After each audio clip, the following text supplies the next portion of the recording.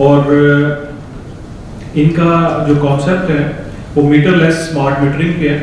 तो मैं इनवाइट करता हूँ डॉक्टर साहब को कि काइंडली आएँ और अपना पेपर प्रेजेंट करें। Thank you. When I arrived here, I feel like, since I came from Peshawar, I'm feeling like I'm in Dubai. And the way you guys were looking at me is also almost the same. So it might be new to you, but I'm trying to pitch these ideas and concepts for the last 15 years. I do understand that we have this kind of problem that the Karachi is running faster than us, rather than we are the slower ones. So anyway, a little brief about me. I'm an electrical engineer fundamentally, and did my graduation from UET Peshawar. Don't worry, I'll finish it in 20 minutes. That's my job. I do lecture all the time. So yeah, I'm professor in electrical engineering department, and I'm fundamentally an artificial intelligence scientist. And you will be wondering what I'm doing with the energy sector. Let me tell you, artificial intelligence cannot work without electricity. So I did my PhD in 2008. I arrived back, joined my university, and I was trying to run some artificial intelligence experiments. And the first thing that hit me was, every time I used to run my experiment, electricity was supposed to go away. So it took me a while to realize, wait a minute, man, you are an electrical engineer. Fix your electricity first, and then go for AI. And since 2008, I'm trying to fix my electricity. So I was unable to do that much AI since then. Anyway, so in order to solve a problem from the AI perspective, the first thing we look into is data. We need to have data about the problem, and the initial data that was available was not there. There wasn't any data at all about electricity. What was the fundamental issue?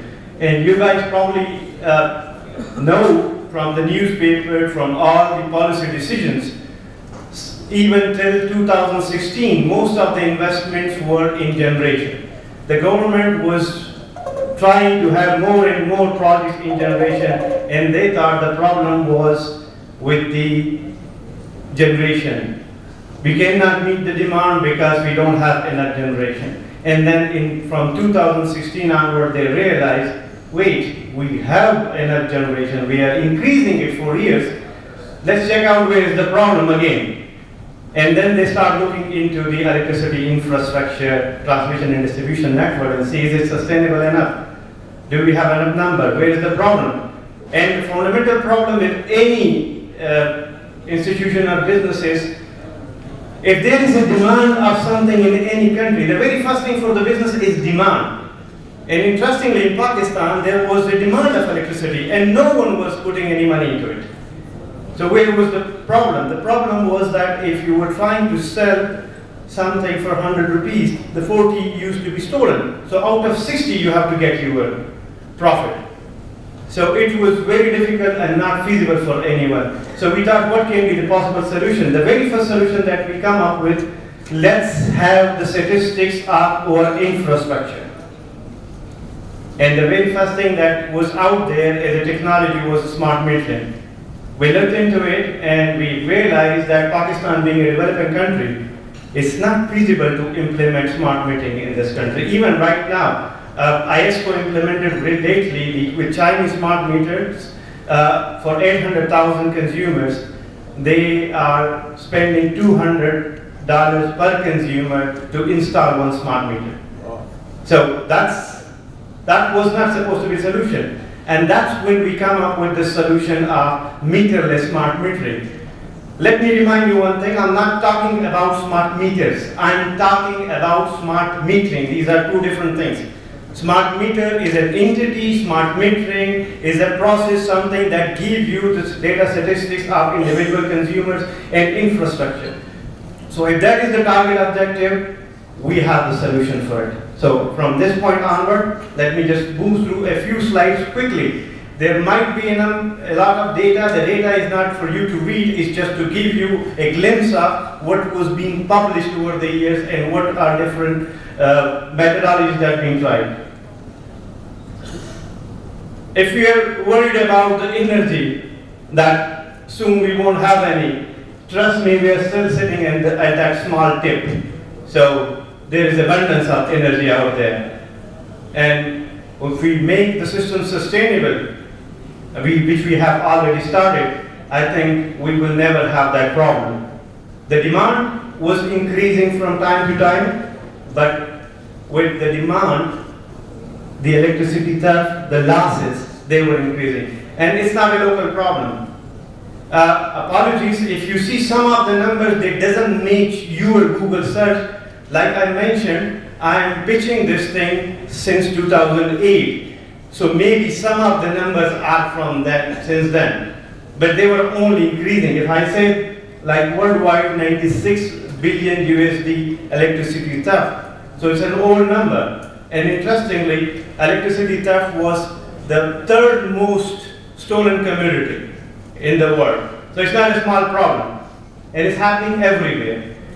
And although India is good in many fields, they are good with electricity theft from Pakistan as well. So they are leading there too. The losses, the statistics these are the statistics I lately got from the online NEPRA published reports. So they might not make the latest one, but still the numbers are supposed to be 7 to be best, 15 to be worse. We're not close to any of those. And it's not just the electricity problem. The problem is more severe because our HD, the distribution system, the LT-HD ratio is huge. It can only be possible to be single digit when the ratio is 2 to 1. Unfortunately, in Pakistan, it's the other way around. In fact, 1 to 4, 1 to 16 in some of the regions. So it's not just the electricity theft. You know what's good about when things are stolen?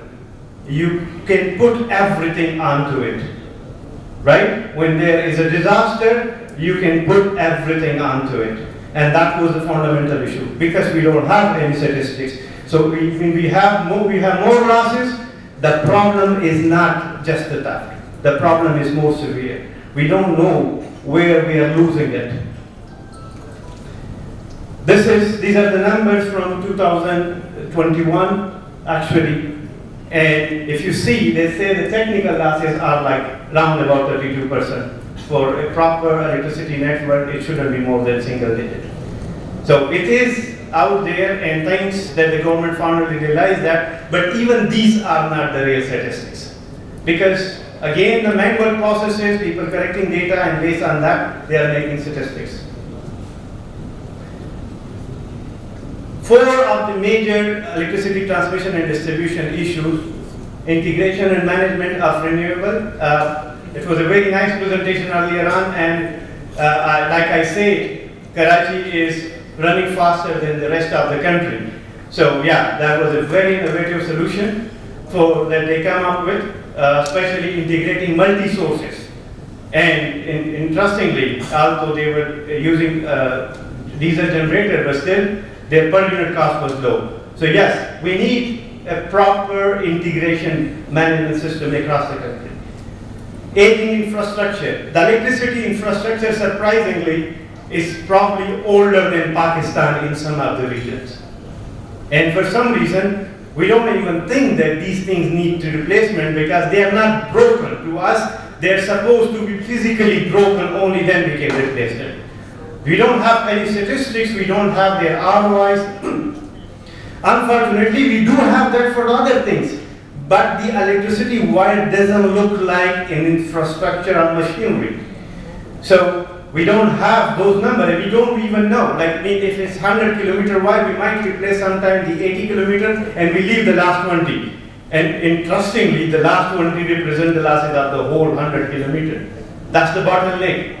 It affects our capacity, it affects the distribution system. So these are the things that comes up when you start looking into the infrastructure. Okay, I'm talking about the meterless smart metering, but the focus is about the visibility of your infrastructures. When you have the visibility of the whole infrastructure, you can fix it. You know where the problem is. And those problems can be also imbalance in some of the transformers, feeders. It can be electricity theft. Although it is being highlighted more. It does have effect on consumers. I'm one of the consumer, and that's how I started working in this area. It has effect on economy. It has effect on infrastructure. Unfortunately, I can understand there may be people from the distribution companies or power generating companies, but being a consumer, nobody is bothered that if the voltage is low and it damages my equipment.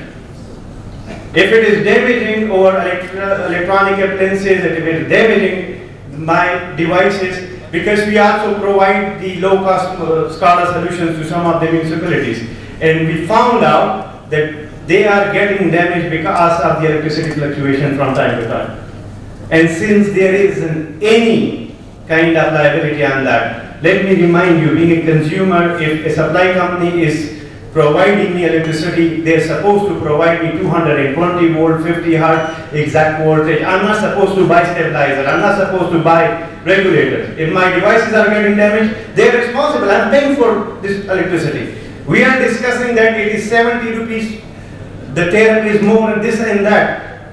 Why are we not discussing the quality of services? Why I have to, if we provide, as part of delivery, if we provide an AC to air condition to someone and not the regulator, they say a lot of things to us for that. The stabilizer is supposed to be with this. Though, is this the thing? Is this the kind of infrastructure we are running out there? Everybody saying that the K-Electric, the discos, they are providing electricity at a very high cost. Question them, are they providing the electricity, the quality that they promised? We can, even if we pay 100 rupees per unit and they give us quality electricity, I won't have to worry about my equipment, I don't have to buy extra stabilizer, I don't have to install UPS and other system. If they can provide me uninterrupted supply, trust me, even 100 rupees per unit is cheaper for you. So all these things come when you check out the statistics. So ultimately consumers are affected by this.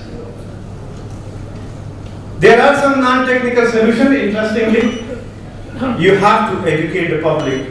That's what the government is trying.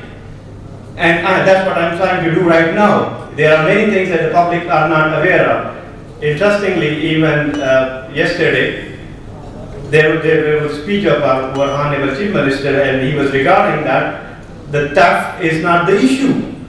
The issue is that what am I providing? If you're not providing the quality of service, we can't complain about the theft. So, need of the hour is to have a theft detection and prevention mechanism, automatic system. You need to have several systems. You have first safe city, as part of safe city, you have installed cameras in different cities and all that. So why not have your infrastructure monitored in real time? Then affordable implementation is important, because our country cannot afford $200 per consumer. Even if it is $100 per consumer, it's not cheaper. It's very high. The ROI for the $200 per consumer for discos across the country, that's the document that was submitted to ADB. The product life is 5 years. The ROI was 14.5 years. I was surprised with the policies that the government was signing before this, but that and the cost of that smart metering that we import, and again we are spending a lot of money outside. Smart meter is a very simple device. I don't understand why can't we produce even in spots, I would say on street levels. I can make the patent open for the smart meters, but do we need smart meters? No. We need the individual data. Even installing the device outside a house is a liability. Anyone can easily damage them. Who is responsible for that? You would be wondering that why not have a display outside the house for a kind of, like for the ensuring that the data is there, one can go and check it out all the time. Do we have meter for everything that we use? No. If I'm providing you the real-time data on your mobile phone of your consumption, you will have the conservation thinking. You will change the aspect, you will change the mindset of the people. Everybody these days have a phone. Dr. was short time. 5 minutes? 3 minutes? 3 to 4 minutes. Done. I'm already almost there. So, ultimately, the idea is to provide individual with the information of the electricity that is going to his house, the information about the electricity that is coming out from the grid station, or this is generated and then transmitted and then on individual transformers and on the individual consumer. So what we did, we used a very simple concept that you guys were using previously for the telephone network. A single box DB from which you provide a wire to individual household where they connect their full telephone. You can do the same in the form of electrocure. This is the implementation. You see this one white box? We install this one and we remove all the meter below that. Someone once asked me, what is the cost of this smart metering? I said, if you bring the old meters to me and you are selling to me as a waste, like as a normal metal or plastic material for weight, the cost is exactly the same because it costs less than $15 per consumer. And this is the technology. We have a US patent on it. And it's a very simple technology. We install this one box and it replaces all these meters. And when I say $15 per consumer, I'm saying the individual consumer, smart metering data, installation, their metering data in real time for 5 years, their data storage and everything. It's no longer about the cost of the device. And what we did, we used the same smart meter device, only changed the microcontroller, which was having like 6-8 channels. We used the one with 48 channels. So we use 24 channels for the individual users, and then the remaining 24 are available for future use as well. So you can upgrade the system as well and use the same circuitry. So the cost of 1 meter, you divide that cost by 24 now. So the same $200 number, if you divide by 24, you can imagine what's the cost. The rest of the cost is for installation and data charges and data storage. We have implemented in a number of camps across the country. We have implemented in PESCO. This is the picture from the PESCO. And this one simple device, it has replaced all these. And it takes less space as well. So it provides the whole infrastructure information. We call it guard eye of the electricity, providing all the information on a single speed. This was the implementation with PESCO on the ring road feeder. You can have visibility on the Google map. I'm going to take 3 extra minutes because I came all the way from Peshawar. Is that okay? Yes, please continue. Okay. I was just looking at these bright faces and it's kind of energy is increasing, so I'm saying more things than I said before. Was not expecting that. You know? When you see, like this is, I'm a professor, so when you see the students are observing the information, you try to talk more and more. So thanks for the energy, by the way. A big day for all of us. So the individual users can have statistics, graph, everything about their utilization. You can have the transformer data with the SDOs, you can have the feeder information. This was the statistics of implementation on a number of transformers. And I'll just take you to directly how much we have saved on these 2 feeders. On one feeder we implement the electricity theft detection and isolation solution, and it managed to reduce the losses on their feeder by 11.1%. We had another implementation to reduce the technical losses. this is a very small topic, I will just touch it, but sometimes you might not need it, because I think since morning, implementation on PMT, PMS is a pretty common topic these days. And with just slight administrative decisions, you can save up to 6 to 7% on them as well. So this was just the technical losses with administrative decision, without kind of reducing that or any other losses.